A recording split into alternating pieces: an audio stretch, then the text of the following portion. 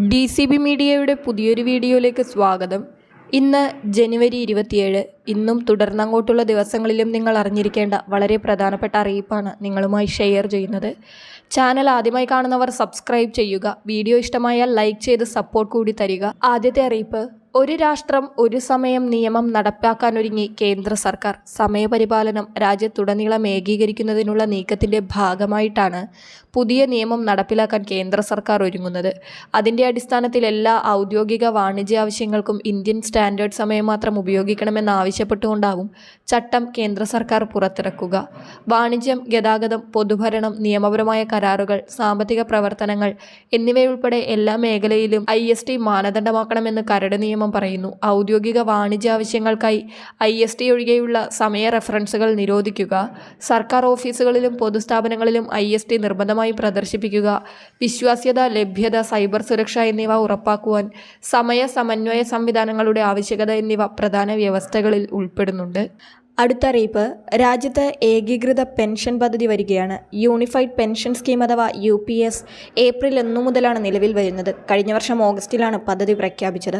National pension scheme പരിരക്ഷയുള്ള കേന്ദ്ര സർക്കാർ ജീവനക്കാർക്കായിരിക്കും പദ്ധതിക്ക് അർഹതയുണ്ടാവുക. എന്നാൽ ജീവനക്കാർക്ക് ഏകീകൃത പെൻഷൻ പദ്ധതി തിരഞ്ഞെടുക്കാതെ NPSൽ തന്നെ തുടരുവാനും അവസരമുണ്ട്. കഴിഞ്ഞ ദിവസം ഇത് സംബന്ധിച്ച ഔദ്യോഗിക വിജ്ഞാപനം ധനമന്ത്രാലയം പുറത്തിറക്കി.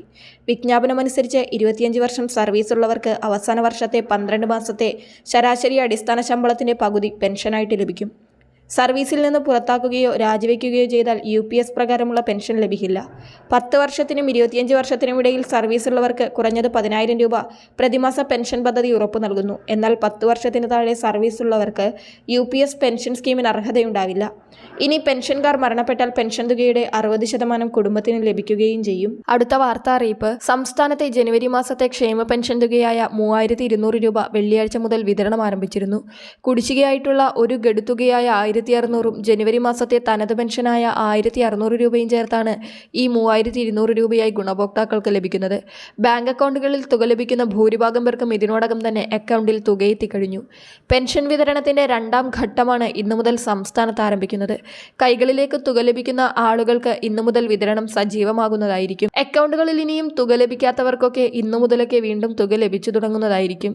ഇനി കേന്ദ്രവിഹിതം അക്കൗണ്ടുകളിലേക്ക് എത്തുന്ന ഗുണഭോക്താക്കളുണ്ട്. 200, 300, 500 എന്നിങ്ങനെയൊക്കെ തുകകൾ കുറഞ്ഞായിരിക്കും ഇവർക്ക് ആദ്യഘട്ടത്തിൽ അക്കൗണ്ടുകളിലേക്ക് എത്തുന്നത്.